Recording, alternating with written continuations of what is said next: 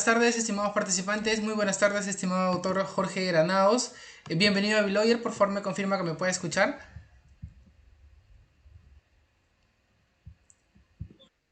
¿Qué tal? ¿Qué tal, estimado autor? Muchas gracias por estar aquí con nosotros. La verdad que para nosotros es un gusto volver a escucharlo en el equipo, en estas conferencias que realizamos y en esta oportunidad en el curso de Derecho Societario. Estimado autor, ¿el día de hoy se va a acompañar de alguna presentación como diapositiva o solamente va a realizar la presentación de manera oralizada? Perfecto. ¿Puede ir por favor proyectando su imagen mientras nosotros le realizamos la presentación de su biografía?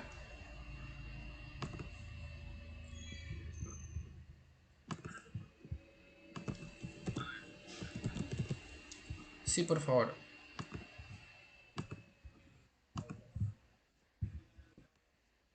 Ahora, doctor.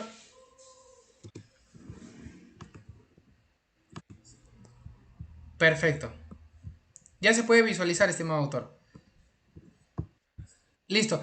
En ese sentido, doctor, realizo su presentación y procedemos con con la ponencia de esta tarde. Bienvenidos, estimados participantes a Biloyer. Nosotros vamos a continuar con la decimosexta sesión del curso de Derecho Societario. En esta tarde tenemos la grata presencia del doctor Jorge Granados Conde, quien nos va a disertar sobre el convenio de accionistas en la reforma de la Ley General de Sociedades, vale decir, en el anteproyecto. El doctor Jorge Granado Conde, Jorge Conde Granados, es socio de la consultora Conde y Granados Asociados. Además es magíster magna cum laude en Derecho Empresarial por la Universidad de Lima. Cuenta con experiencia liderando el área legal en empresas extranjeras, nacionales e internacionales en el sector industrial, cemento, minería, comercial, pecuario y agropecuario. Además es experto en la elaboración y ejecución de actos societarios, compraventa de empresas, negociación corporativo, diseño y negociación y realización de mecanismos de resolución de conflictos. También el doctor Conde Granados es reconocido dentro de los 100 gerentes legales más reputados del Perú por la International Legal 500. Además, el doctor es miembro del grupo de expertos que dio el anteproyecto de la reforma de Ley General de Sociedades peruana. Además, es también especialista en The Project Finance por la Escuela de Negocios del Instituto de Empresa Madrid en España y cuenta con posgrados en la Universidad de Estados Unidos, Argentina y Chile. En esta tarde, el doctor Jorge Granados, Jorge Conde, nos acompaña aquí en Biloyer, a quien de parte de todo el equipo de Biloyer le agradecemos por estar presente y le cedemos el uso de la palabra. Adelante, estimado autor, muchas gracias.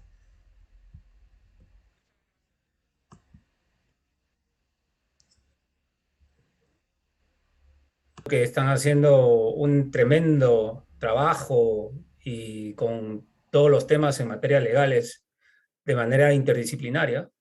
Desde aquí mi reconocimiento y felicitaciones a ustedes y a todo el equipo, ¿no? Bueno, el día de hoy yo voy a dar un poco una visión rápida en cuanto a lo que es convenio de accionistas, en lo que dice la ley, y mirar un poco lo que nos trae la reforma de la Ley General de Sociedades, en virtud justamente a aquellas cosas o aquellas situaciones jurídicas que actualmente la ley de alguna manera no lo acoge, o si lo acoge está de manera incompleta, ¿no? Que pueda dar una serie de mecanismos o conflictos al momento de poder de alguna manera ejecutar las decisiones que se hayan regulado dentro de los convenios de accionistas, ¿correcto? Y un último, como decir, una situación final, ¿no? Un off the record. Voy a comentar un poco acerca de cómo es la tendencia o qué es lo que se habla de convenios de accionistas o pactos para sociales o para societarios en otros países, llámese generalmente en Europa, ¿no? Donde los convenios de accionistas están bastante o muy activos, ¿no? Entonces, dicho esto, un poco voy a comentar una introducción acerca de un caso emblemático en España con relación hace unos años atrás, con relación a un conflicto producto de la aplicación de un convenio de accionistas, ¿no? En este caso, rápidamente, tenemos de alguna manera dos sociedades. Tenemos una sociedad TKH, Turística Conrad, por decirlo, y el otro una sociedad Camanchaca, ¿no? Entonces, son dos sociedades, las dos anónimas, y que de alguna manera tienen entre los accionistas, tienen a un accionista de control, que es Kurt, y por el otro lado tiene a un grupo familiar, quienes son los accionistas minoritarios, Grupo Familiar A y Grupo Familiar B, ¿no? En ambas sociedades, es decir, estos tres grupos de accionistas están en ambas sociedades. La única diferencia es que tenemos a Conrad en ambas como accionista de control, ¿no? ¿Cuál es el pacto que realizaron en este caso tanto los grupos familiares de A y B? Al ver de que tenían a un accionista de control muy importante, siendo también un accionista extranjero, una inversión muy fuerte en estas dos sociedades, pues estos dos grupos familiares minoritarios decidieron de alguna manera pactar, sobre todo en las decisiones que habían al interior de la Junta, ¿correcto?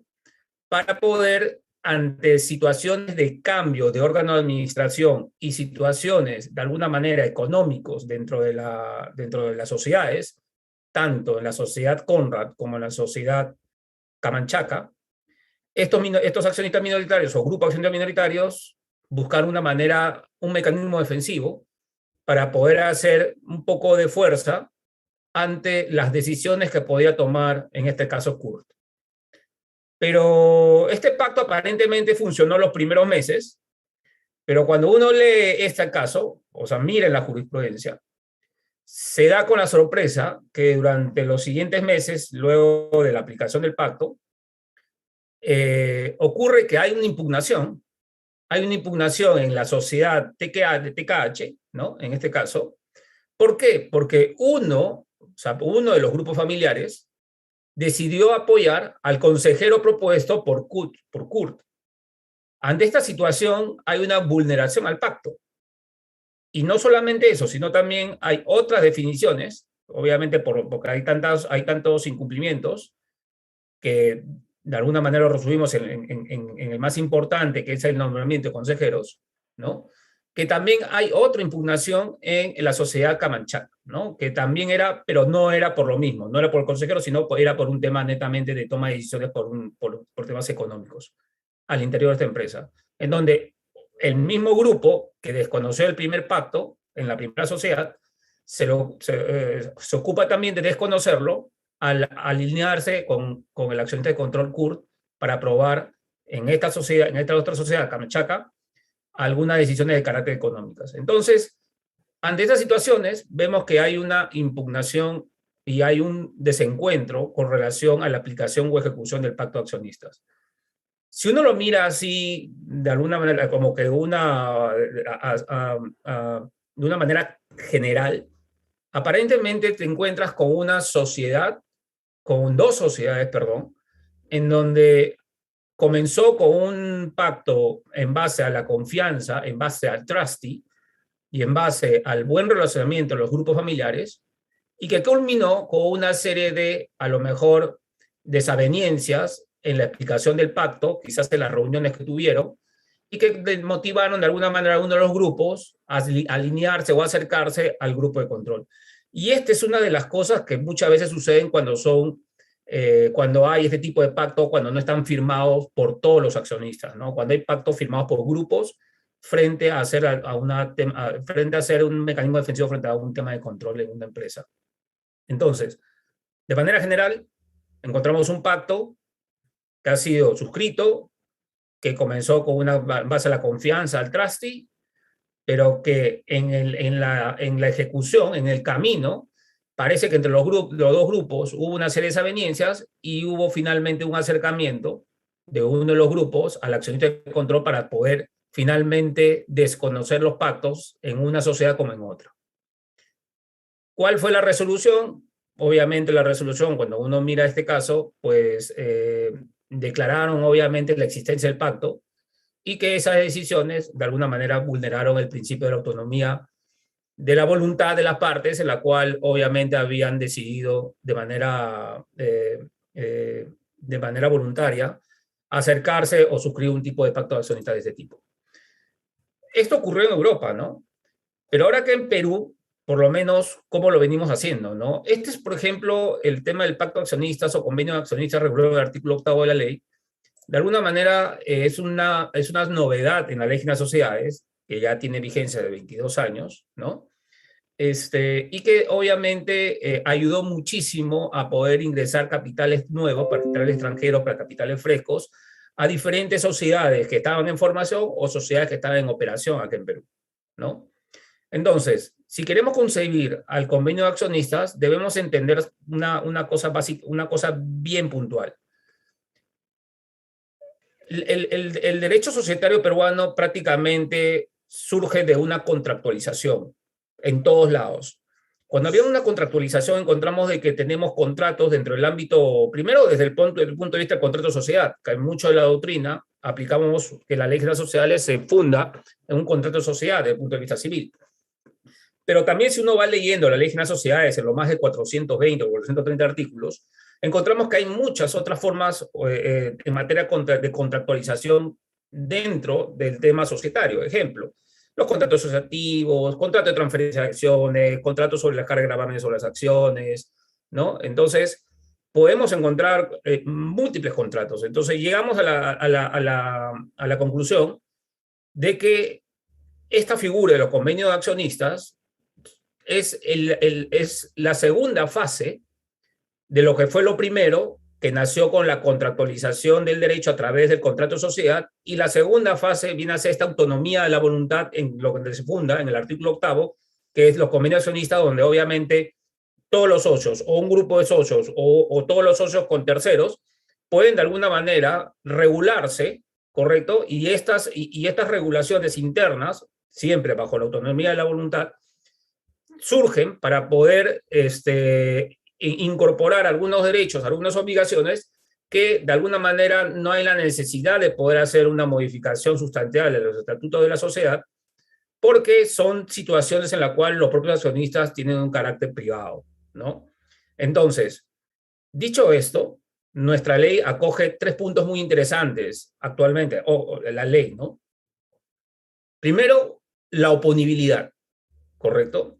Cosa que en el tema de la oponibilidad es una situación muy interesante, porque en España la oponibilidad es prácticamente cero, ¿no? En su ley de sociedades de capital.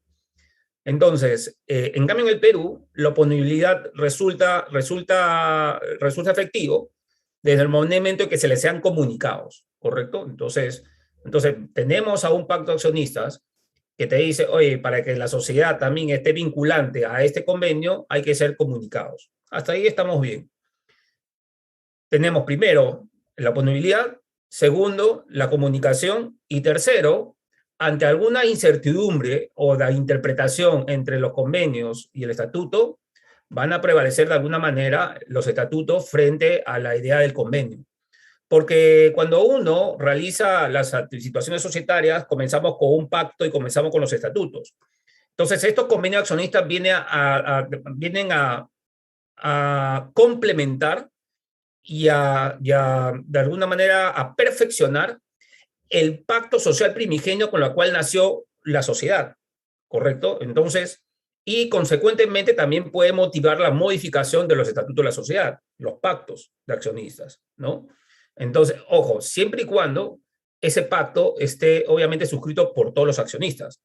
Ahora, si está suscrito por un grupo de accionistas, no tiene sentido de alguna manera modificar estatutos, ¿correcto? Entonces, estas situaciones obviamente es importante tenerlas en cuenta, ¿no? Entonces, punto número 1, de alguna manera nos encontramos contractualización del derecho en el ámbito societario, que nació con el contrato de sociedad y continuó en la segunda etapa con los convenios accionistas, y arrojó una tercera etapa todos los demás contratos que podemos conocer dentro de la ley general de sociedades, ¿no?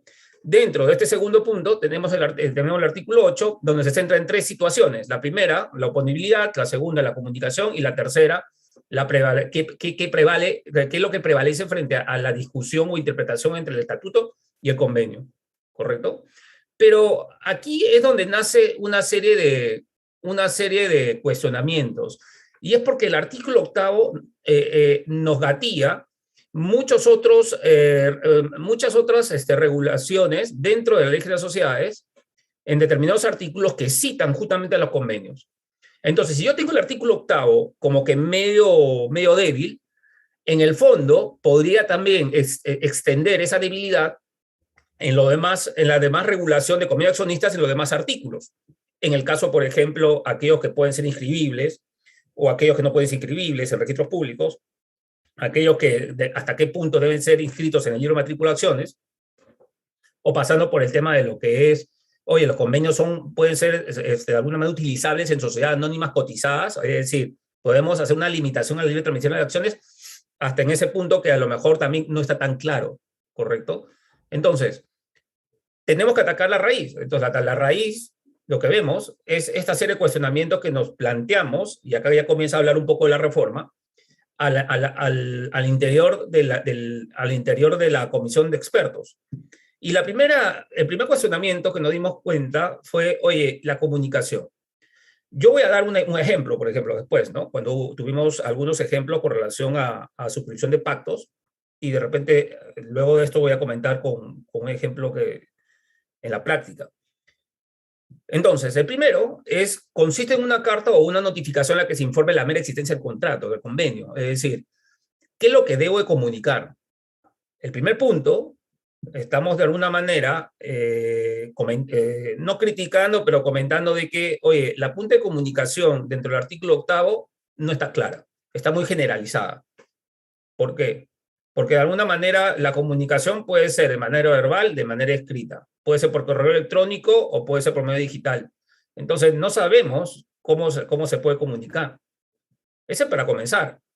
Lo otro, ¿qué es lo que debo de comunicar? O sea, tengo que comunicar la suscripción de todo el pacto, tengo que comunicar solamente la parte pertinente de lo que corresponde a las acciones. Primero, luego, tengo que comunicar solamente la parte pertinente de lo que, oigan, hemos suscrito un pacto con fecha tanto, por favor, se deposita el pacto en la sociedad, punto. Entonces, tenemos que mirar exactamente cómo es el procedimiento de comunicación, ¿no? Entonces, ahí viene el segundo punto. El segundo punto es, en la comunicación, debo señalar el objeto del pacto o los términos más importantes del pacto, del convenio de accionistas. Entonces, ¿qué es lo que debería yo de comunicar en esa? O sea, poner como anexo a esa carta en la cual estoy comunicando al gerente general de la empresa, ¿correcto? Y eso no me dice la ley de las sociedades, solamente me dice comunicados. Entonces, acá viene el ejemplo. Entonces, imaginemos que hemos agotado energía durante muchos meses, ¿correcto? Meses de negociación del convenio de accionistas, porque esto no se puede hacer en 2 semanas, un mes, 3 meses. O sea, esto puede sucederse que tenemos un convenio de accionista con sociedades extranjeras ingresando al capital de una empresa domiciliada en el Perú, pues obviamente estos van a tener que ingresar a través de alguna situación. Tenemos que encontrar la mejor forma legal para que ellos se vean de alguna manera protegidos. Y una de las mejores formas legales, y ellos lo conocen muy bien por los equipos legales que tienen en el extranjero, que puede ser un convenio de accionistas lo más saludable. El tema es saber cómo yo lo hago.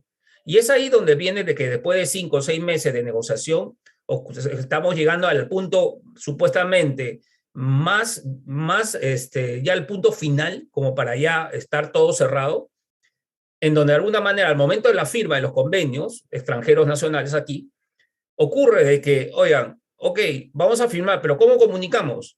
Entonces, un equipo legal de la parte peruana dirá, no, señores, tenemos que comunicar a todo lado. Entonces, perdón, no, tenemos que comunicar solamente la parte pertinente. Y el equipo legal extranjero le va a convenir que se comunique todo el pacto, por seguridad, porque quiere que todo esté dentro de la sociedad. Entonces, tienes un momento en la cual la gente está por firmar, es decir, ya están ya ahorita como que uno frente al otro, comenzando, conversando, tomando un café, lo que fuese, y están a firmar, y los abogados dicen, un ratito, espere, no nos vamos de acuerdo en la puerta de comunicación. ¿Qué? ¿Cómo? Entonces, ahí ocurren todos los problemas. Entonces, ¿cómo vamos a comunicar? Y nuevamente los abogados, obviamente, tienen que sentarse a conversar y quizás te tome otras horas más de negociación para ver qué cosas vas a comunicar, qué es lo que no, qué es lo que no debe comunicar o es que mejor se comunica todo. Claro está, de alguna manera, quienes finalmente resuelven esto seguramente serán los accionistas o los futuros accionistas en la sociedad. Lo que den el visto bueno, que es que se aceptan o no la comunicación, lo que plantean uno u otro abogados, ¿no? Entonces, esta duda o esta situación, por ejemplo, se presenta hasta el día de hoy con relación a la comunicación de convenios de accionistas, ¿no? Y la otra tercera pregunta, ¿no? Es, ¿debo de remitir una copia íntegra del mismo a la sociedad? Que es lo que yo estaba comentando ahorita por la posición de los extranjeros, ¿no? Oigan, me conviene a mí que esté todo el pacto y que se abra un libro especial, ¿correcto? Un libro de matrícula especial para que sea el pacto, ¿no? Entonces, obviamente, como todo va a tener que ser un libro especial, vas a tener que empastar ese convenio, quizás ahí, porque en un libro de matrícula de acciones, si es un pacto de más de 500 hojas, imaginémonos, ¿no? Un pacto de más de 500 hojas, o sea, donde casi 100, un poquito más de 100, es toda la regulación interna entre los accionistas y las otras 400 hojas son los anexos. Olvídense, o sea, es un pacto gigantesco. Entonces, y eso no va a haber un libro de matrícula de acciones único para eso. Entonces, obviamente vas a tener que abrir un libro de matrícula especial para ello, ¿no? Entonces, hay toda esta situación que uno dice, ¿cómo hacemos, no? O sea, la comunicación, aparentemente suena fácil, ¿no? Pero en la práctica han demorado de alguna manera un poquito en poder plantear mejor el tema de la comunicación. Y finalmente, ¿qué hay con la relación a la vigencia del convenio? Y eso lo vamos a ver después, pero se lo voy a dejar acá como un téngase presente, ¿no? Hay pactos que pueden ser con plazo determinado y hay pactos que pueden ser a plazo indeterminado o perpetuos.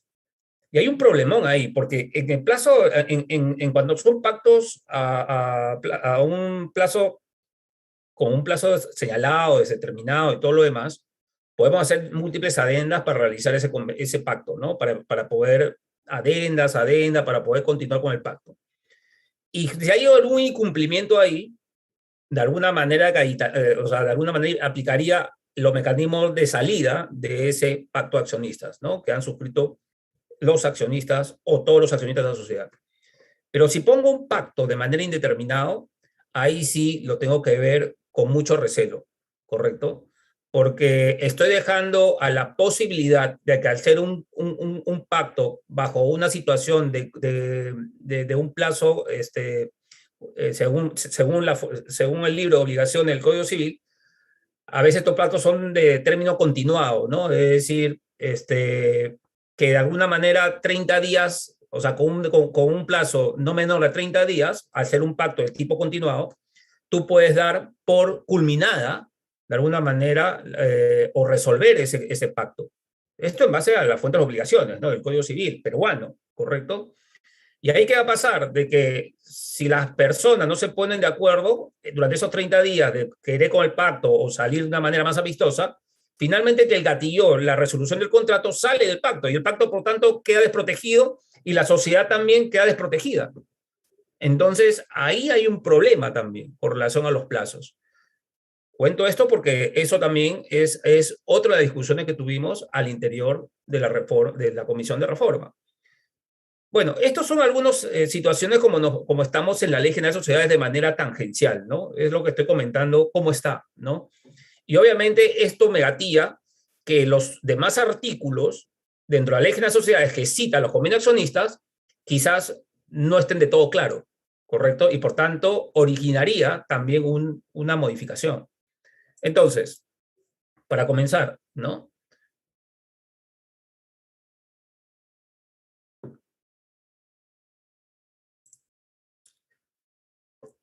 ¿Qué nos dice la ley y qué nos dice la reforma de la Ley General de Sociedades? ¿No?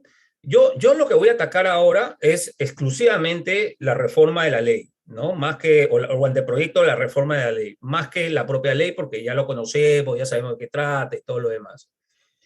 Pero por lo que yo comenté hace un momento, prácticamente, y hay otros temas más que lo vamos a ir tocando paso a paso, yo creo que es importante mirar por qué es conveniente estas modificaciones y se van a dar cuenta todos, incluso quien habla, que si esto existiera y si esto fuera ley hoy en día, estoy por seguro de que estaríamos evitando muchos otros temas de impugnaciones al Poder Judicial, o si no el Poder Judicial, de algunas cláusulas arbitrales para someterlo, sea en Perú o ante cámaras internacionales o centros de arbitraje internacionales, ¿no?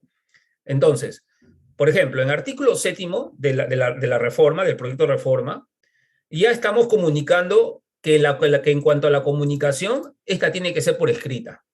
O sea, tiene que ser por escrito.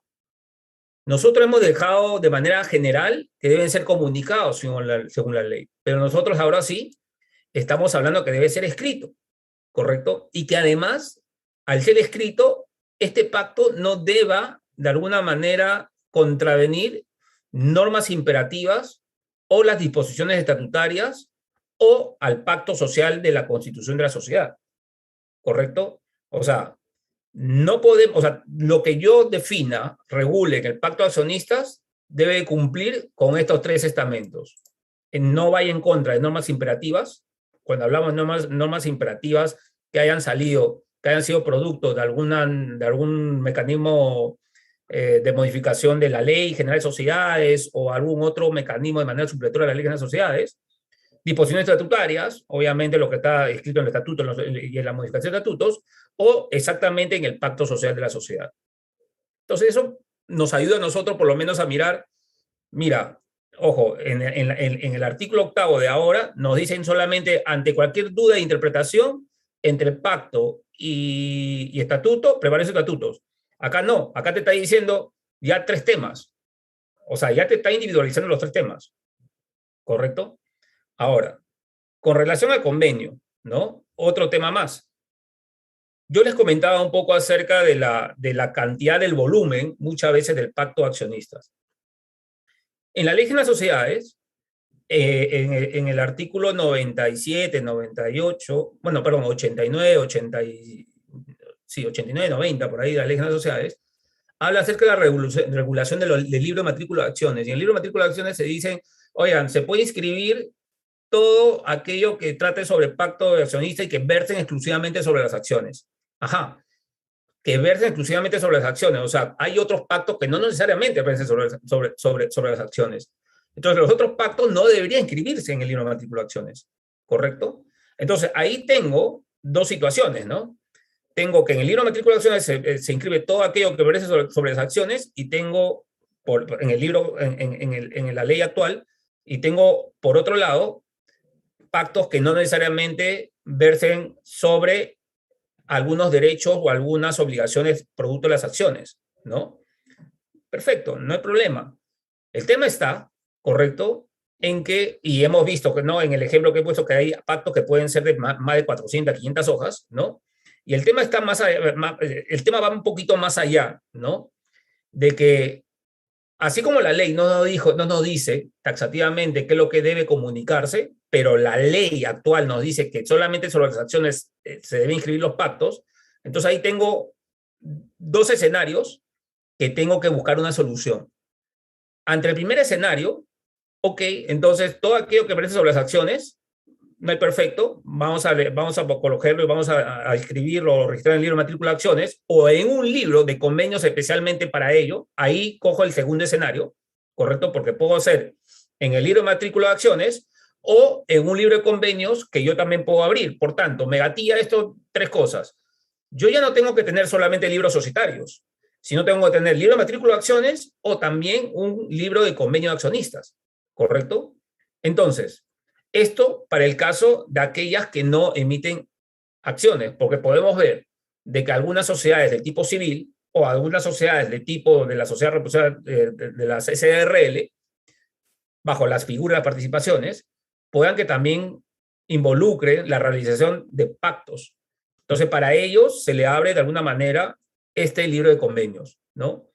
Perfecto, entonces ahora vamos por el lado de las transcripciones. Ahora vamos a ver qué es lo que vamos a comunicar. Si bien es cierto, la ley no nos dice que vamos a comunicar, este proyecto de reforma sí nos dice, ¿no? Vamos a tener que dar la transcripción o copia exacta de la cláusula o acuerdos que se inscriban en el libro de matrícula de acciones o en el libro de convenios, ¿correcto? Y de ahí, adicionalmente, ¿no? Salvo aquellos pactos ¿no? En contra que la comunicación deba ser firmada por cualquiera de las partes del convenio, ¿no? Es decir, perfecto, entonces yo debo de inscribir mis convenios en el libro de matrícula de acciones, pero como tal como está, aparentemente es todo el convenio en sí, o si es convenio o si es un convenio en materia de participaciones o bajo las sociedades civiles, en su propio libro para dichos convenios, ¿correcto? La comunicación, perfecto. En cuanto a la comunicación, ¿no? Puede ser firmada por cualquiera, salvo pacto en contrario de que la condición en el convenio, la comunicación en el convenio, del convenio para que sea oponible a la sociedad, sea firmado por todos. Ahí sí, ese es el pacto contrario, debe ser firmado por todos, ¿correcto? Entonces, de alguna manera, nos ayuda a definir qué es lo que se debe inscribir, quiénes pueden firmar y cómo deben ser comunicados, ¿no? Ok, ahora bien, siguiendo bajo esa misma línea, ¿no? De las comunicaciones, de la oponibilidad y todo lo demás, ¿no? Porque como dije en un inicio, ¿no? En Perú los convenios pueden ser oponibles, pero estamos viendo que en otra parte de extranjeros, sobre todo en algunos países de Europa, los convenios o los pactos parasocietarios parasociales no son oponibles, ¿no? Hay toda una discusión ahí. Entonces, en este punto, sigamos con la reforma, dice, la sociedad está facultada a solicitar las partes de dichos convenios las aclaraciones. Y esta es una cosa muy importante, porque en alguna oportunidad, cuando yo estuve como en esa época como jefe legal de una empresa de capitales australianos en Perú, había un tema de, peruano-australiano, había un tema de aplicación de pacto. Entonces nos preguntaban a nosotros el gerente general, ¿no? El gerente general de la empresa nos decía, Jorge, este es un pacto, perfecto, pero ¿qué trata de decir aquí? No lo entiendo. Entonces, no, ¿tú lo puedes interpretar? Yo le dije, un momentito, hay que tener cuidado, le digo. O sea, mi interpretación como jurídico, correcto, puede ser A, pero la interpretación de los socios puede ser B. O sea, ante esa salida, el gerente obviamente lo que dijo es, entonces, ¿sabes qué, Jorge? Manda un correo a los legales de cada uno de los socios y dile, frente a este párrafo, tal como tú lo has planteado, que te envíen una interpretación de todo esto, ¿no? Antes de evitar un poco por salud. Gracias a Dios que eso fue una identificación al inicio de la aplicación del pacto, porque cuando llega el pacto a la empresa objetivo, el jurídico de la empresa objetivo, conjuntamente con el gerente, porque van a estar los dos de manera conjunta y con el presidente de directorio de manera conjunta aplicando el pacto y salvaguardando el pacto y los intereses de los socios que han suscrito ese pacto, tiene que ser previamente leído para enterarse y ver qué es lo que sucede, qué es lo que contiene. Entonces, ahí viene el detalle de las interpretaciones, ¿correcto? Entonces, por eso cualquier aclaración o interpretación con esta reforma de la ley ya estamos dando por subsanado la obligación de que la facultad que le da a la sociedad objetivo, en donde se le está aplicando el pacto, de pedirle una aclaración a los accionistas que suscribieron el pacto. Ya te curo de salud, ya esa interpretación, porque ante esta situación ocurre en la práctica de que nosotros por lo menos actuamos de manera bastante conservadora, ¿correcto? Y felizmente cuando recibimos nosotros la respuesta de los jurídicos de los extranjeros, nos dimos cuenta de que efectivamente nuestra interpretación era correcta, ¿no? Pero claro, cabe la duda, pero llegamos a la conclusión que nuestra interpretación era correcta y por tanto ya teníamos los documentos que respaldaban, obviamente, los correos con la información interna y todo lo demás, que respaldaba acerca de que era esto de aquí. Entonces ya quedábamos por lo menos un poco más seguros, más tranquilos con relación a esa única duda que teníamos de la interpretación de todo ese pacto, ¿correcto? Pero hoy, con esta reforma, le da la plena facultad a la sociedad que ya no tenga esta ante seguridad, va el gerente general, solamente él va y pide de alguna manera la aclaración. Luego de ahí también otro tema interesante, ¿no? Es qué pasa si uno de los socios se comporta no desleal, pero no se comporta sujeto al comportamiento o sujeto a las obligaciones y responsabilidades que emanan del pacto que él suscribió. Es como el ejemplo que les comenté al inicio, ¿no? De este caso español. ¿Qué pasa? ¿Qué pasa con el pacto? O sea, ¿se disuelve? Esa es otra de las situaciones, por ejemplo, que de alguna manera, claro, nos dice, no dice nada más, oiga, la ley general nos dice, sabe que cualquier interpretación, todo prevalece el estatuto, ¿no? Cualquier cosa. Ya, entonces, ¿qué hacemos ante esta situación, no?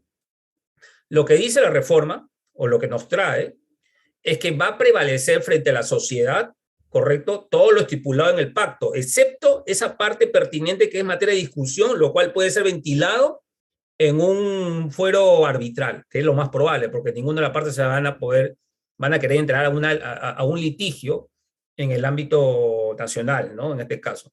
Entonces, si cualquiera de estas partes se comporta de manera distinta a lo regulado por el pacto, no importa, ahí entra en un conflicto, pero va a ser sobre ese tema. Pero los demás temas persisten, subsisten ante la sociedad. ¿Por qué hacemos eso? Porque nosotros dentro de la comisión nos dimos cuenta de que la sociedad tiene que ser cuidada, tiene que ser resguardada, no se tiene que ver alterada ni afectada por las discusiones que pueden tener los socios. Porque hay veces, cuando hay discusiones entre los socios, a veces los órganos de administración de la sociedad tienen temor de tomar decisiones. Y si hay temor de tomar decisiones, por tanto, esa sociedad se puede ver complicada, es decir, no puede seguir operando de una manera tranquila, porque los esfuerzos se están destinando a un conflicto entre los socios. Pues bien, con la reforma dijimos no, que se pelean los grandes, peleas de gringos, y la sociedad sigue caminando adelante, o sea, sigue haciendo sus cosas y todo, y el pacto por todos los demás artículos sigue vigente. Y si la otra parte sigue desconociendo otros temas del pacto, eso seguirá siendo ventilado en el ámbito arbitral y de alguna manera se incluirá en el petitorio del arbitraje y todo lo demás, ¿no? Entonces, no hay problema, seguimos adelante, ¿no? Entonces, eso también es otro tema que por lo menos para nosotros es interesante. Y lo otro, que es lo que comentaba también en un inicio, es el tema de la vigencia, ¿no? Es importante fijar un plazo de vigencia para el convenio de accionistas, ¿no? Ahora, el tema de fijar un convenio hay que mirar en dos perspectivas, ¿no? Uno, que de alguna manera esté sujeto el convenio a la existencia de la sociedad. Ojo, si yo pongo que mi sociedad es de plazo determinado o definido por 10 años, 20 años, que mi convenio sea por ese mismo plazo. Y si no he puesto de alguna manera ningún plazo, ese plazo indeterminado a mi sociedad, ese convenio se va a tener que colocar una cláusula diciendo de que el convenio seguirá vigente hasta el momento que se produzca la disolución y posterior liquidación y extinción de la sociedad. Ya le puse no un plazo, pero puse por lo menos una condición que sea a la existencia de la sociedad. Y la otra parte, es que de alguna manera el plazo esté también condicionado, ¿correcto?, a la calidad de los socios de uno o más partes que han suscrito ese convenio. ¿Por qué pasa? Puede ser un socio excluido. O sea, puede haber la oportunidad de que un socio sea excluido. O no necesariamente que sea excluido. Quizás un socio que de alguna manera tenga algunos conflictos con la sociedad. Entonces, de alguna manera puede haber la posibilidad de que al no tener ya calidad de socio, puede ocurrir de que de alguna manera ya el pacto a ese socio no se le aplique, pero de repente a los otros demás socios sí se le siga aplicando, siga vigente, ¿no? Entonces, en este caso, la sociedad puede darse que tenga un plazo de duración de carácter determinado. Entonces, eso por un lado, ¿no? Y por el otro lado, surge justamente la crítica que les comentaba, ¿no? Con relación al artículo del Código Civil en la fuente de obligaciones que habla acerca justamente de este tipo de convenios que son de carácter continuado, ¿no? Y que se le aplica esta cláusula, este artículo, en donde, pues, virtud a estos tipos de contratos continuados, pues de alguna manera puede uno resolver el contrato con una anticipación de 30 días. Y si yo resuelvo con 30 días, dejo en indefensión a todas las decisiones que se puedan dar en esa sociedad, ¿no? Ok, el otro punto, dentro de la Ley General de Sociedades, ya no estamos hablando solamente ya de la primera parte, ahora estamos viendo ya un poco la segunda parte, es con relación a la matrícula de acciones, ¿no? En el libro de matrícula de acciones, según la ley de ahora, dice, oigan, todos los pactos de socios o que tengan que versar sobre limitación a la libre transmisión de las acciones deben ser registrados en el libro de matrícula acciones, pero no te dice desde cuándo. O sea, no te dice desde cuándo, o no te dice hasta cuándo. Entonces, quiere decir de que si yo no lo registro, entonces prácticamente no va a ser oponible, ¿correcto? O sea, hay una discusión, pero si el artículo 8 me dice que la oponibilidad surge de la comunicación y después me dice, para yo tener calidad de socio, debe estar inscrito y para que y para que de alguna manera refuerce la oponibilidad, debe estar registrado en el libro de matrícula de acciones y no lo está, entonces como que tengo algo incongruente por parte de la misma sociedad, sea porque la sociedad los accionistas de la sociedad por dejadez se olvidaron, porque estuvieron muy metidos en otras cosas, no lo comunicaron, etcétera, etcétera. Entonces, eso ocurre también en la práctica. Ante esa situación, lo que nosotros estamos trayendo es decirles, oigan señores, lo que se ocurre en un pacto de accionistas, por favor, tienen como plazo a más tardar el día hábil siguiente de haber sido comunicado a la sociedad. Entonces, si se ha sido comunicado un día viernes, como el día de ayer, entonces el día hábil siguiente sería el día lunes. Entonces, el día lunes yo debería ya, de alguna manera, que la sociedad cumpla, obviamente, con el registro, en este caso, de anotar en el libro de matrícula de acciones. ¿Y a qué le compete esta situación? Al gerente general de la empresa. Y si vamos por la reforma de la ley de las sociedades, de repente al gerente general ya no, de repente al secretario corporativo de la empresa, ¿no? Que va a ser muchas veces de sus veces del gerente general. Entonces, ahí se empieza a mirar ya, como ocurren en sociedades, en países como en Brasil, como en Colombia, que justamente tarda de que se comunican y la misma sociedad tiene la obligación, bajo responsabilidad del gestor, en este caso del administrador de los libros, de la sociedad. Entonces, ahí hay un tema de responsabilidad y eso puede ocurrir. Una cosa es ser responsable frente a tus colaboradores, pero otra cosa es ser responsable frente a los dueños de la sociedad. Y ahí sí sería mucho más terrible la situación, ¿no?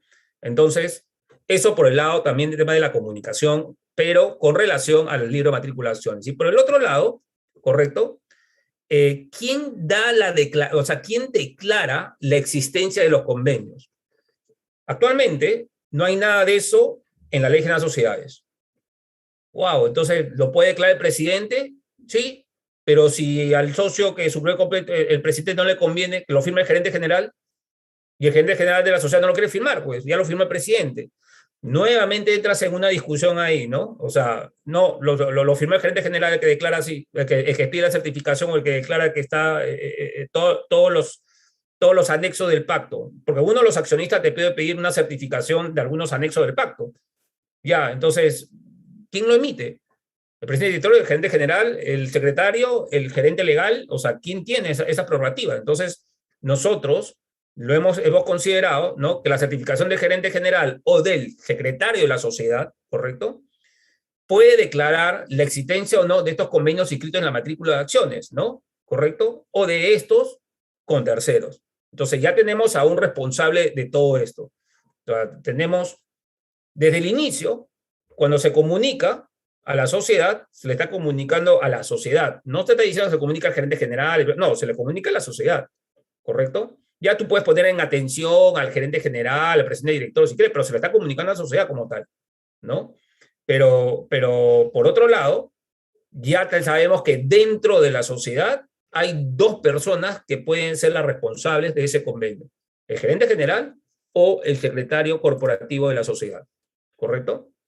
Ahora bien, entre los convenios, entre accionistas o entre estos y terceros, la comunicación constituye un requisito indispensable para la exigibilidad frente a la sociedad, ¿no?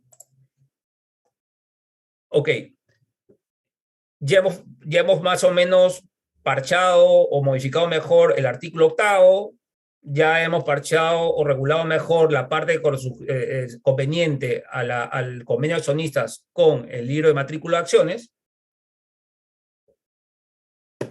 Y ahora vamos a hablar un poquito con relación a la limitación aplicable a las acciones, ¿no? Entonces, en los convenios uno puede pactar ciertas limitaciones o prohibiciones por un espacio de tiempo o por lo que fuese a la libre transmisibilidad de las acciones, ¿no? Más que prohibición, limitación, ¿correcto? Entonces, siempre y cuando las limitaciones, ¿no?, estén contemplados en el estatuto, ¿correcto? O se puedan originar en convenio de accionistas, ¿correcto? Estas deben ser, obviamente, no solamente comunicadas a la sociedad, sino también debe cumplir con lo señalado en el artículo 7º de la Ley General de Sociedades, que es, obviamente, del proyecto de la Ley General de Sociedades, que es el artículo 7. Cuando uno hace este convenio, como yo comenté, yo puedo poner pues cláusulas como tajalón, cláusulas como drajalón, cláusulas como la put, cláusulas como call, cláusulas como derecho de suscripción preferente de acciones, cláusulas de diferentes tipos, ¿no? Entonces, dentro del convenio de accionistas. El tema es que cualquiera de de estas limitaciones debo y tengo la obligación de comunicar a la sociedad, ¿correcto? Pero obedeciendo lo regulado en el artículo 7º, siempre y cuando estas limitaciones no se apartan del artículo 7º y que deban cumplir la forma de comunicación de acuerdo a lo regulado en el artículo 7º de esta reforma de la Ley General de Sociedades, ¿no? Porque como dije, uno puede de alguna manera pactar cualquier cosa. Puedo pactar pues para poder hacer un brownfield, es decir, aumentar una línea de suministro, una línea de producción en una línea de pescado, en una cementera o en una empresa pues agroindustrial, ¿no? Puedo pues pactar alguna situación de un proyecto minero a través de un greenfield, ¿no? Hago un proyecto minero greenfield, pongo las inversiones, pongo todas las permisologías, todo, está armando el proyecto. Ya después los accionistas pactan también la forma cómo va a ser el financiamiento, a través de un sindicato de bancos o a través de un banco en especial, etcétera. Unos se van a dividir las obligaciones con otro, hasta que de alguna manera esa planta o lo que sea, ese proyecto minero que dejó de ser, que es ahorita Greenfield, va a dejar de ser Greenfield y va a pasar a ser una operativa, ¿no? Es decir, que exista, ¿correcto? Entonces, uno puede pactar estas cositas, pero de manera simultánea, dentro de estas cositas, puede pactar también internamente todo este tema que tenga que ver con la limitación de las acciones, porque, oye, si vamos a hacer este tipo de trabajo de Greenfield sobre un tema minero, pues vamos a tener que estar dentro de la sociedad hasta que esto se lleve a cabo, es decir, hasta que esto opere. O sea, ahí podemos nosotros pactar una limitación a la libre transmisibilidad de acciones, porque ¿qué pasa? ¿Qué pasa si le doy la posibilidad de que no pacten esto? El accionista que tiene mayor inversión en algún momento puede salirse del pacto, vende sus acciones y listo, ¿no?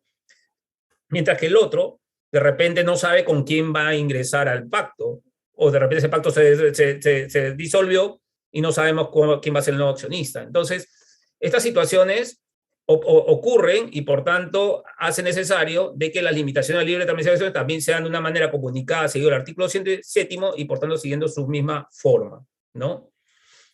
Esto desde el punto de vista de la sociedad anónima abierta, ¿no? Desde el punto de vista de la sociedad anónima abierta, y yo preferiría de alguna manera, tiene el mismo sentido, pero ojo, no llega a concluir algo. O sea, si uno lee de alguna manera el artículo 254 de la ley, que dice que no reconoce los pactos de accionistas, aun cuando se notifiquen e inscriban en sociedad, ¿no? Pero no reconoce, ¿ah? Pero acá te están diciendo que sin perjuicio de su validez y eficacia entre las partes. Es decir, te está diciendo, oye, hay pactos entre socios dentro de una sociedad que debe estar pues, regulada bajo la suplencia del mercado de valores. Claro, eso es válido, no hay problema. Hay pactos válidos y como lo han habido y como lo haya actualmente, ¿no? Lo digo, lo han habido por algunas experiencias que han sido muy públicas, de alguna manera, de empresas que han por la toma de control a través de OPAs, han surgido ahí los pactos de accionistas entre algunos socios, el caso de China Fishery Group, por ejemplo, ¿no? Entonces, hay algunas otras empresas que han utilizado algunos pactos, ¿no? Entonces, y ante esa situación, la idea es, oye, es válido, o sea, están ahí, sin permiso de la validez que ellos han suscrito, pero ojo, la sociedad anónima abierta con relación a lo que se refiere exclusivamente a la limitación a la libre transmisibilidad de acciones, eso no va, ¿correcto? Así se notifiquen a la sociedad, ese tema no va. Va todo lo demás, pero eso no va. En cambio, si estamos bajo la actual ley de las sociedades, te dice todo pacto, ¿no? Que contenga limitaciones, restricciones, ¿no? Lo certifiquen, o sea, pero no te está diciendo acerca de la validez. ¿correcto? Porque hay otras cosas dentro de estos pactos de donde se regula, las limitaciones se puede regular, como dije, la construcción de una fábrica, otras cosas, te está diciendo, oye, todo este pacto no va, aparentemente, o sea, todo lo que está incluido en ese pacto, donde se ha incluido limitaciones al libre transmisión, todo ese pacto no va. Eso es lo que aparentemente se deduce de la interpretación hoy en día de la ley. Y eso se deduce, ¿eh? Porque incluso puede ser también materia de doble interpretación, ¿correcto? Y por eso en ese camino nosotros hemos decidido de alguna manera aterrizar en que hay pactos que pueden ser válidos, los artículos pueden seguir validez, pero sin embargo estos artículos con relación a la libre transmisibilidad no nos ayudan en aplicación. Por tanto, dentro del convenio de accionistas en la reforma de ley de las sociedades, tenemos que tener en cuenta, y ya lo hemos visto, el tema de la comunicación. El segundo tema es como el ejemplo que yo les comenté en el caso que tuvimos en el pasado, en base a la experiencia, acerca de las aclaraciones al convenio, ¿correcto? Que ya prácticamente es una facultad, ya obviamente regulada en este proyecto, que la prerrogativa que le da a la sociedad para pedir alguna aclaratoria ante alguna de estos. Pero claro, acá la recomendación es cuando llegue el pacto a la sociedad, hoy en día, como está la ley, inmediatamente a leerlo, revisarlo, ver qué dice. Si hay una interpretación, juntarse con el gerente general y con el presidente directorio y conversar sobre esto y decir, no, y pedir las aclaraciones ahorita de manera por lo menos como están, ¿no? Diferente sería cuando ya esté regulado, ahí sí es prerrogativa inmediata, que el gerente lo ve, lo lee, inmediatamente él mismo puede pedir la aclaración.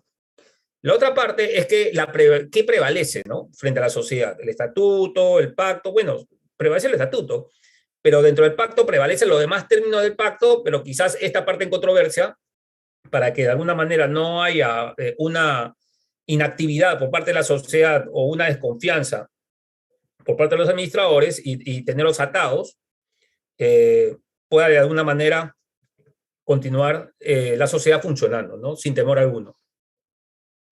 Y lo otro es lo que yo comentaba hace un momento, ¿no? Con relación a la vigencia del convenio. Y en la vigencia del convenio, obviamente, como hemos hablado, es en función a la existencia de la sociedad, en función a la existencia de la calidad, a la no pérdida de la calidad de accionista o socio, porque puede ser participacionista o puede ser alguien de las sociedades civiles, y que en ello, de alguna manera, en virtud del artículo 1365, que habla acerca del fin de los contratos continuados, esta de alguna manera, con un plazo no menor de 30 días, pueda facultar la idea de resolver el convenio. Ese es un problemón. Entonces, lo ideal aquí es atacar este 365, dándole de alguna manera un candado a través de los plazos determinados. Y finalmente, ya para ir acabando un poco, con relación a lo que nos trae el convenio y cómo estuvo la ley general, cómo está la ley y qué es lo que nos trae el anteproyecto con relación a los convenios. Aquí, más o menos, voy a comentar algunas tendencias internacionales con relación a los convenios y qué es lo que se está discutiendo, ¿no? Y en base justamente a alguna experiencia que hemos tenido en la actualidad. Entonces, tenemos uno, y estos dos primeros me parece súper interesante porque estas dos situaciones se han presentado producto de una resolución del Tribunal de la Suprema Corte en España del año 2020, o sea, del año pasado. El año pasado, yo diría ya, creo que es una ventana que ya gatilla a que las sociedades, en el caso, a que los convenios, a lo que los pactos parasolidarios en la regulación española puedan de alguna manera ser oponibles ante la sociedad. Entonces, ¿cuándo? ¿Cuándo puede ser oponible? ¿No? ¿Cuándo puede ser oponible a la sociedad? Dice, el primero, el carácter omnilateral del pacto como excepción al principio de inoponibilidad, ¿no? Entonces, ¿qué quiere decir? Nos encontramos ante un pacto de accionistas de carácter omnilateral cuando este pacto ha sido suscrito por todos los socios. Cuando nos encontramos ante un pacto suscrito por todos los socios, los estatutos de la sociedad, ¿correcto? Prácticamente viene a ser perfeccionado de manera ejecutiva, de manera puntual, tajante, a través del convenio. ¿Por qué? Porque diferente sería de que de alguna manera ese convenio haya sido suscrito por un par de accionistas y por tanto los estatutos prevalecen, pero cuando yo tengo un convenio suscrito por todos los accionistas y tengo el estatuto al costado, bueno, los dos me ayudan, me sirven. Y los dos han sido suscritos por los accionistas, por el 100%, o sea, por el 100% de accionistas. Entonces, si los dos han suscrito el 100% de los accionistas, tanto el convenio como el estatuto, entonces, y si hay un problema de interpretación, entonces tengo que de todas maneras darle al pacto su sitio frente al estatuto. Entonces, voy a tener que respetar cualquier tema de incumplimiento a este pacto. De alguna manera, si hay un incumplimiento, yo tengo que respetar lo que está regulado en ese pacto y que ha generado su incumplimiento. Eso el Tribunal de la Suprema Corte en España ha dicho solo en convenio de accionistas, donde el 100% lo ha suscrito, puedo de alguna manera oponerlo a los estatutos de la sociedad o al pacto de la sociedad. Entonces, ¿qué quiere decir? De que acá tengo un pacto en donde de alguna manera me va a ayudar a gatillar cualquier otro tema adicional que pueda surgir en el estatuto o en el pacto, ¿no? Entonces, eso por un lado. El otro lado, que también en este caso en España, hace años se tenía este principio. Es un caso sui generis, que lo que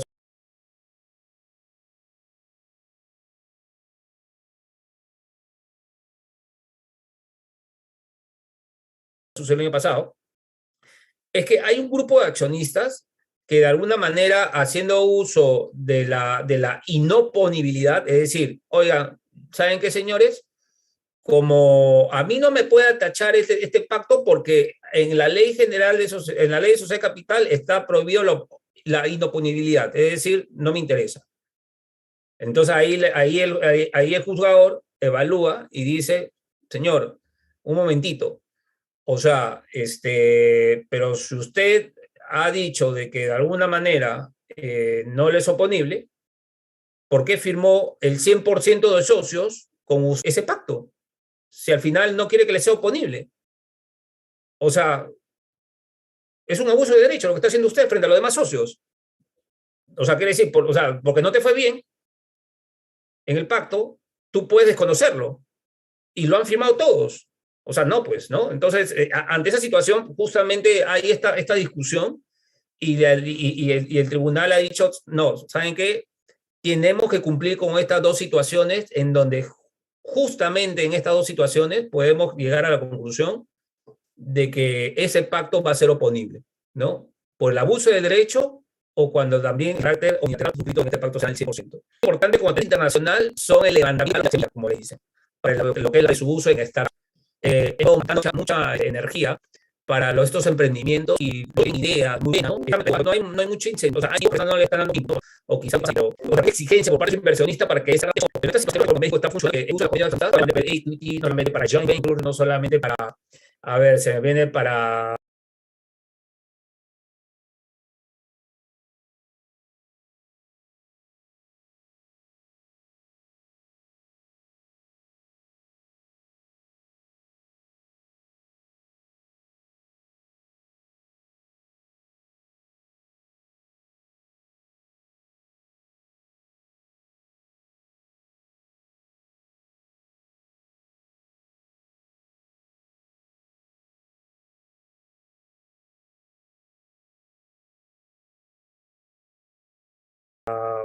fondos, sí, pues puede ser otro tipo de fondos, fondos en materia pues, de inmobiliarios, ¿no? Entonces, ya está ingresando también en esta esfera, ¿correcto? Las startups, ¿no? Entonces, creemos que esa tendencia aquí en Perú se está dando poquito, pero creemos que de alguna manera, con el tiempo, cuando sea un poco más, no sé, un poquito más de comunicación, de publicidad quizás, y que además la gente que interviene en este programa de financiamiento, sobre todo los inversionistas, todo, no les exijan mucho pues a las startups para que sea un poco más rentable para ellos y ellos no tengan temor en suscribir este tipo de pacto accionistas con estos inversionistas, ¿no? El otro tema también interesante en tendencia internacional es estatutos estándar versus pactos societarios. Eh, Cuando uno constituye una sociedad, utiliza estatutos estándar. Es más, yo mismo puedo acudir a la SUNAR y si quiero constituirme una, ¿no? Una sociedad anónima normal, cojo, pues entro al SIC, ahí a la página web de la SUNAR, pago una tasa, veo en qué notaría está más cercana a mi domicilio, no lo sé, y ya. O sea, hay un estatuto estándar y listo. Lo mismo pasa, por ejemplo, con las SACs, ¿no? Es decir, las sociedades anónimas, las nuevas, ¿no? Entonces, cerradas, simplificadas por acciones. Entonces, esas también ya tienen también igualito, te tienen hasta 20, creo que, tipos de formularios de estatutos estándar. Entonces, pero ¿hasta qué punto sirven los estatutos estándar, no? Entonces, los pactos societarios, en este caso para societarios, nos ayudan un poco a corregir ese error. Nos ayudan a corregir ese error porque hay veces de que no todo lo puedes, o sea, sabemos que es un contrato social, todo lo que tú quieras, pero tampoco puede ser un contrato por adhesión, ¿no? Entonces, tenemos que incorporar algunos elementos propios de la naturaleza de los propios accionistas que quieren ingresar a esa sociedad o que quieren regularse entre ellos mismos, pero de acuerdo a sus intereses, de acuerdo a lo que ellos quieren. Entonces, ¿qué hacen?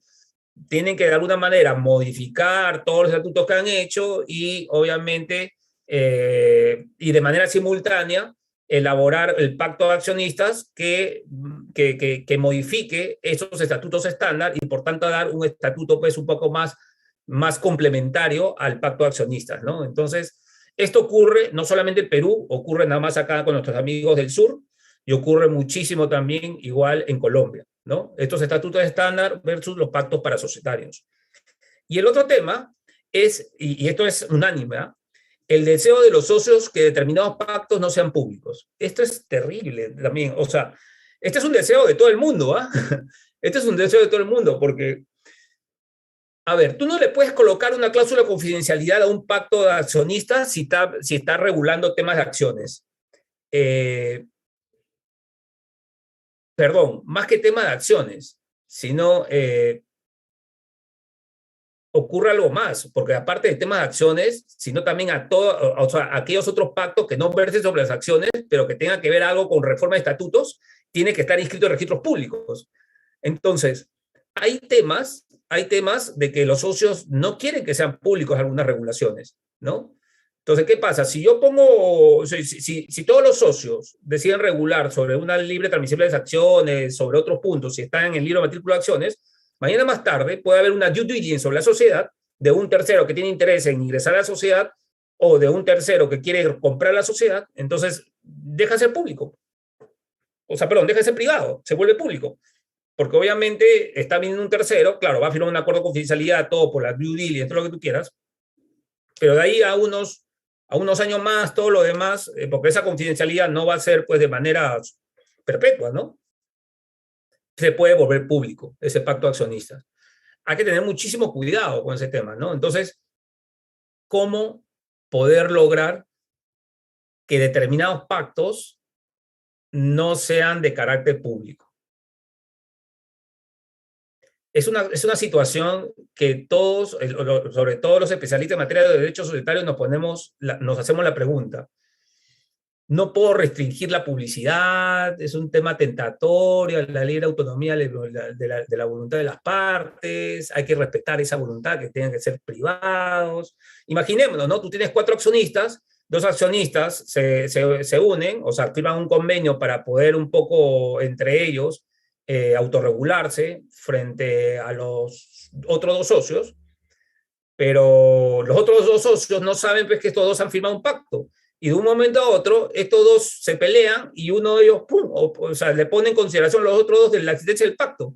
Entonces ya dejó de ser público, ¿no? Perdón, privado, viene a ser público. Entonces, ¿cómo hacer esa obligación dentro de la norma? Y esa es una cosa bien, es como que lo hemos dejado de tarea, ¿no? ¿Cómo hacer de que esas decisiones de los accionistas de alguna manera ponerla como una ley como un artículo dentro de la ley, de que tales cosas no puede, si la voluntad de las partes, de los socios, prefieren no ser público, listo, no son públicos, pero ese es un tema discrecional. Y eso puede dejar también al merced de que todos los demás socios comienzan a hacer sus pactos para societario de manera privada y no ponerlo público, mostrarlo a tu otro socio, a tus otros terceros, y con lo cual desnaturalizarías el carácter de la registrabilidad de los convenios accionistas en el libro de matrícula de acciones, para que todo el mundo lo conozca. Es un tema bien heavy, muy fuerte, y yo creo que deberíamos de ahí, ya con el tiempo veremos cómo, si por ahí alguno de nosotros podríamos ser creadores o creativos, de poder incluir alguna cláusula dentro de la futura norma y ver esta forma de regulación de que algunos no sean de carácter público, ¿no? Finalmente, conclusiones, el convenio accionista fortalece la libertad contractual, va a reducir el incumplimiento, definitivamente, el convenio va a ayudar muchísimo. La participación activa de la sociedad, los órganos de administración, en este caso el secretario corporativo, bajo la reforma de la ley de las sociedades, ingresaría a ser una persona muy impetuosa, muy ejecutiva y que vendría a colaborar con el gerente general. Soluciona el anteproyecto muchos vacíos y lagunas que nos ha traído la ley de las sociedades respecto a esta figura.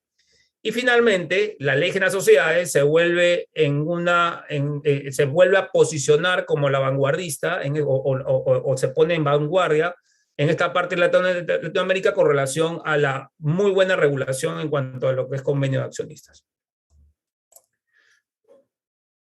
Yo quería justamente compartir estas ideas, espero no haberme pasado más del tiempo, yo creo que era algo de 40, 45 minutos, pero creo que era importante un poco mencionar acerca de lo que trae la norma y darles algunas situaciones de ejemplo en la práctica, en la realidad, y creo que puede haber ayudado muchísimo al entendimiento de esta reforma de la ley de la sociedad en cuanto a los convenios accionistas. Muchas gracias. Muchísimas gracias, estimado doctor Conde. La verdad que para nosotros es nuevamente un gusto escucharlo, tenerlo aquí con nosotros en Biloyer. Ha sido muy dinámica su presentación y estoy seguro que hay mucha utilidad para los asistentes. En ese sentido tenemos dos preguntas por parte del público, doctor. No sé si las puedo trasladar para poder complementar la disertación.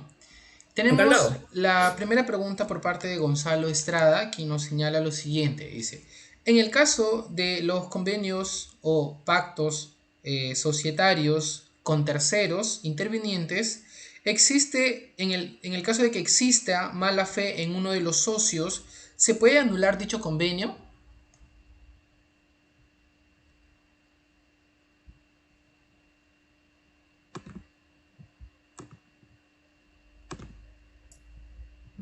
Ok. Tenía problema para el audio. A ver, la pregunta es que exista una mala fe por parte de los socios al momento de la suscripción del convenio o durante la ejecución del convenio. Ahí es lo que no entendí, Henry. ¿Me podrías, por favor, Sí, por supuesto, doctor, dice. ¿Sí? En el caso de convenio o pacto entre pacto societario entre terceros y de existir mala fe al suscribir el convenio en uno de los socios, ¿se puede anular el convenio? Sí, es factible. Es factible porque de hecho no lo dice la ley, pero tenemos que adecuarnos a lo que dice las reglas principales del acto jurídico, ¿no? Y de los contratos, parte general, ¿no? En donde cuando uno actúa de mala fe al momento de suscripción del convenio, podemos pedir la nulidad de ese convenio. Entonces, definitivamente, ese convenio resulta defectuoso desde el inicio, y al ser defectuoso, cualquiera de los que han firmado el convenio pueden obviamente solicitar mediante arbitraje o aplicar alguna de las cláusulas de resolución de conflicto de manera anticipada incluso, ¿no? Al momento de la celebración, ¿correcto? Del convenio. Ojo que los convenios no hay necesidad que sea por escritura pública, ¿no? Porque la norma tampoco te dice una formalidad expresa para ello. Muchísimas gracias, estimado autor. Y la siguiente pregunta viene por parte de Luis Asca, quien nos señala lo siguiente: ¿qué riesgos pueden contraer los acuerdos suscritos en la sociedad? ¿Qué riesgos? A ver, de hecho, es que realmente cuando uno hace un convenio es porque de alguna manera, obviamente los convenios se hacen entre socios y entre socios y terceros, o entre todos los socios, o entre un grupo de socios, ¿correcto? El detalle es que cualquier incumplimiento a ese convenio que por alguna regulación, ejemplo, de alguna manera o sea, no cumplió con obtener durante un plazo determinado la suscripción en representación de la sociedad un financiamiento a bancos. Por ejemplo, entonces, al hacerlo, un cumplimiento de convenio y por tanto se va a dar en el directorio o en la junta de accionistas de la sociedad. Porque si inicia de alguna manera al este socio tener compromiso, parte de traer este financiamiento con este sindicato de bancos, no lo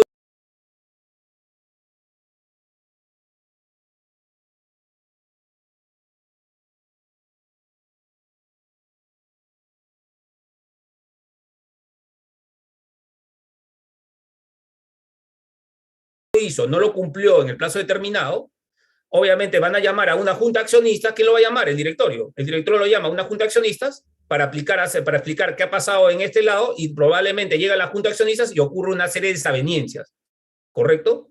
¿Por qué? Porque obviamente no se cumplió con el financiamiento, han tenido mucho dinero de por medio, ahora nuevamente comenzar con el trámite todo de nuevo, y va a ocurrir una serie de consecuencias jurídicas por todos lados. Entonces, estos acuerdos sí van a ser de alguna manera los acuerdos en la junta accionista producto de estos incumplimientos definitivamente van a ser muy duros. Va a ser uno de los encuentros que pueden llevar incluso hasta una serie de impugnación de acuerdos, probablemente, cosa que también en la Ley General de Sociedades no hay una regulación expresa de impugnación de acuerdos, y en la reforma sí lo hay, y obviamente desencadena una serie de problemas al interior de la empresa. Entonces, definitivamente va a haber estos acuerdos en la Junta, y el tema de las decisiones, incumplimiento por parte de los socios suscriptores del convenio, va a ser una serie de problemas definitivamente en el futuro, ¿no?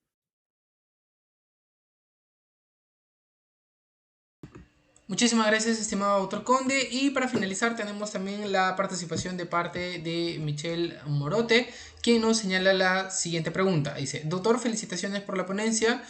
Mi consulta es la siguiente. En una sociedad anónima abierta, entonces, ¿se puede existir convenios para societarios sobre límites sobre las transferencias de acciones, pero no serían reconocidos por la sociedad? Esa es la No, primera no, no, no. pregunta. Ajá, ok. Ujú. Luego dice: además, usted recomienda regular un convenio arbitral en el estatuto social para solucionar cualquier controversia sobre convenios de accionistas. ¿Cuál es su opinión sobre el reglamento de registro de sociedades que señala que solo son inscribibles los convenios que no versen sobre acciones? ¿Le parece que es correcto? Muchas gracias. Ya, ok. A ver, con relación al primero, el tema, a ver, prefiero ir mejor con la segunda pregunta, que me parece, antes de hablar del primero. Eh, con relación al reglamento de sociedades que te viabiliza la inscripción de todo aquello, convenios que no versen sobre acciones, ¿correcto? Efectivamente, o sea, se puede dar. ¿Y cuál puede ser ese convenio? De tipo político, por ejemplo, o de tipo administrativo, por ejemplo. O sea, que los socios de alguna manera hayan convenido acerca de poder regular que la gerencia general va a tener un plazo estimado de duración, y así lo han decidido los socios. O que de alguna manera se haya incluido la incorporación de un número mayor de directores, y donde el presidente de directorio obviamente lo va a desarrollar un accionista por un determinado tiempo. Entonces, hay situaciones en las cuales sí necesariamente, de manera, sí es factible,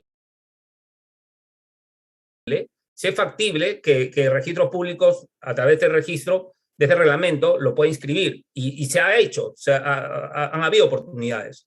No creo que haya ningún problema con el tema de las acciones, ¿correcto? Las acciones es exclusivamente cuando estamos hablando, pues, de la libre transmisibilidad, ¿no? Limitaciones, estas cláusulas que ya comenté, cláusula de trajalón, es decir, todas estas cláusulas que conocemos ya pueden estar inscritas dentro, incluso también esas pueden incluso estar también inscritas en registros públicos, no hay problema, ¿no?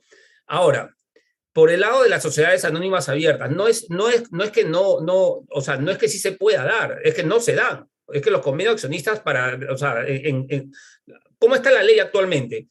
Los pactos para societarios en sociedades anónimas abiertas están prohibidos cuando se traten cuando traten sobre limitaciones, prohibiciones o restricciones a la libre transmisibilidad de las acciones. Pero si en ese pacto se incluyó algún otros pactos adicionales que no versen sobre esto, probablemente hay una discusión. Y ahí la discusión se plantea dos escenarios. El escenario 1, desconozco todo el pacto, que es permisible, o el escenario 2, sabes que se mantiene lo otro, pero lo de la libre transmisibilidad, restricción, prohibiciones, eso no va. Pero es una discusión, o sea, ya estás en dos escenarios. En cambio, con el anteproyecto, te colocas en un solo escenario, en que de alguna manera, oye, es válido el pacto, ¿eh? Lo que sea es válido, ¿eh?